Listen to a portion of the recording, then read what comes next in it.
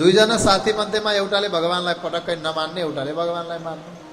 मन्दिरदेखि एउटाले ढोकिदिन्छ, अर्कोले ढोकिदिँदैन। कथा भयो, एउटा जान्छ अर्को जाँदैन, त्यस्तो गर्ने हेर्नु। समय बित्दै बित्दै बित्दै बित्दै बित्दै जाँदा एक दिन के भएछ भने त्यो जसले भगवान छैनन् भन्दै हिँड्थ्यो त्यसको झोलामा त झोलीमाला रहेछ के हेर्नु।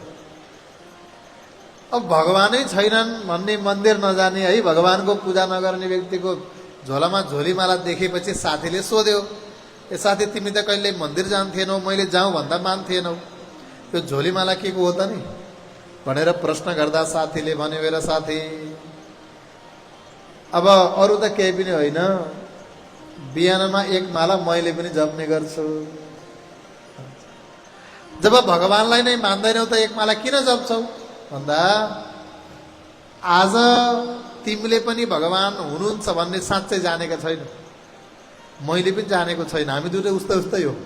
तिमीले मानेका छौ, मैले मान्दिनँ, त्यति मात्रै हो। तर कुनै कालखण्ड यस्तो आउला जुन समयमा दुईटा मध्ये एउटा त थाहा हुन्छ, ढुक्कै थाहा हुन्छ। के त भगवान हुनुहुन्न भन्ने थाहा होला, के त भगवान हुनुहुन्छ भन्ने थाहा होला। एउटा त कुरा थाहा होला नि त। यदि भगवान हुनुहुन्न भन्ने थाहा भयो भने पनि तिमीलाई कुनै घाटा लागेन। तिमीले मन्दिर गएर दर्शन गरेर सत्सङ्ग सुनेर तिमीले त राम्रै त गर्यौ नि त। बिहानमा एकैछिन बस्यौ, तिमीलाई त राम्रै भयो।